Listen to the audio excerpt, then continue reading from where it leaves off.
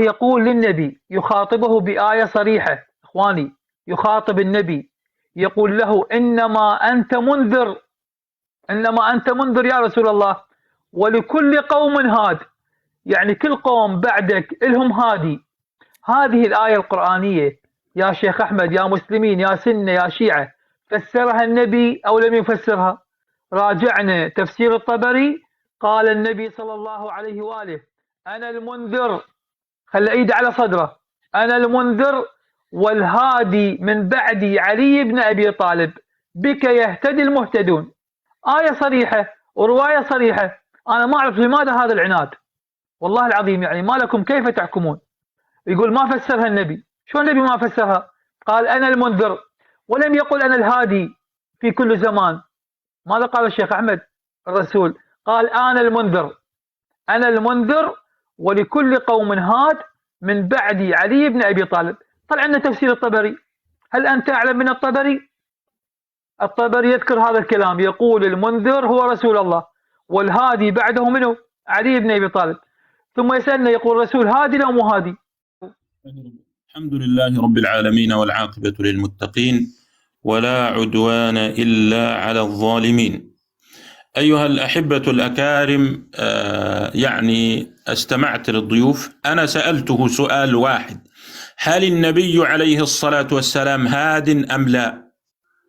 ما جاوبني، لكنه قال: يا أيها النبي إنا أرسلناك شاهدا ومبشرا ونذيرا. إنا أرسلناك، ثواني، الآية التي قرأتها أنت بتاع وإنك لتهدي إلى صراط مستقيم وإلى غيرها، ولم يجب عن سؤالي هل النبي هاد إلى الآن وهدايته مستمرة أم لا؟ ما جاوبني. ثم قال ابن جرير الطبري فسر الرواية وقال: يا علي بك يهتدي المهتدون. شوفوا كده يا أخوانا الحديث ده: أنا المنذر وعلي الهادي، بك يهتدي المهتدون بعدي. موضوع. شيخ أكرم ليش تقاطعني يا شيخ أكرم؟ لا حول، أنا بسمعكم بقالي 7 دقايق.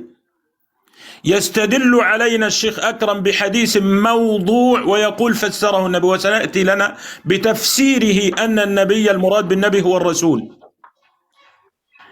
انظروا أيها الأحبة، يستدل علينا بحديث موضوع. الشيخ أكرم المفترض رجل علمي، يأتي ويقول يعني الطبري لا يعرف، والطبري اشترط أن يخرج في كتابه الصحيح، يقول: أخرجه ابن جرير الطبري في تفسيره، والديلمي وابن عساكر من طريق الحسن بن الحسين الأنصاري. أخبرنا معاذ بن مسلم عن عطاء عن سعيد لما نزلت قال النبي فذكره. قلت: وهذا إسناد مظلم وله 3 علل: الأولى اختلاط عطاء بن السائب، الثانية معاذ بن مسلم، قال الذهبي في ترجمته مجهول، الثالثة الحسن بن الحسين الأنصاري، إلى غير ذلك، والكلام طويل تجده في سلسلة الأحاديث الضعيفة للألباني الجزء 10 صفحة 535.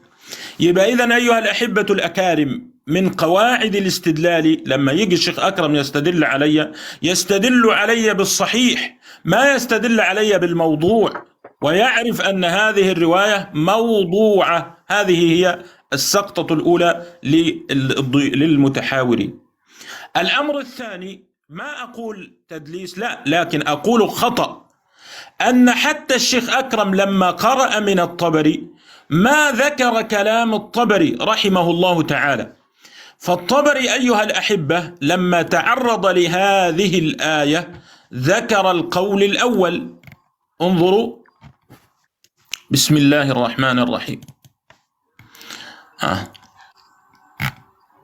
قال: ولكل قوم هاد، وبنحو الذي قلنا من التأويل. اسمعوا، قال أبو جعفر: ويقول الذين كفروا يا محمد من قومك، إلى آخر، تمام؟ إنما أنت منذر لهم، ولكل قوم هاد، يقول ولكل قوم إمام يأتمون به، وهاد يتقدمهم فيهديهم إلى الخير. وأصله يقول: وبنحو الذي قلنا في ذلك أهل التأويل على اختلاف منهم في المعنى بالهادي. فقال بعضهم، ده القول الأول، هو رسول الله صلى الله عليه وآله وسلم، فقال بعضهم هو رسول الله صلى الله عليه وآله وسلم، ثم ذكر الروايات في ذلك. فلماذا لم تذكر هذا الكلام عن الإمام الطبري؟ إذن الآن لما قال أحمد أن الإمام هو رسول الله كلامه صحيح، فأنتم معترضون. تخيلوا أيها الأحبة أننا وصلنا إلى ماذا؟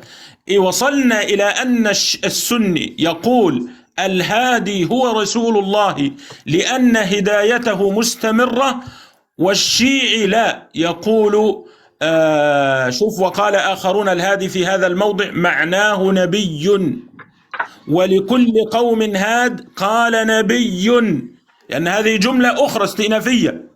ما هو المعنى الذي تفسرون به؟ ولكل قوم هاد قال نبي، وقال آخرون الهادي في هذا الموضع معناه نبي. طيب حتى نختم، لأنه أعتقد أنه يعني الوقت أصبح الآن هو قريب من لا قريب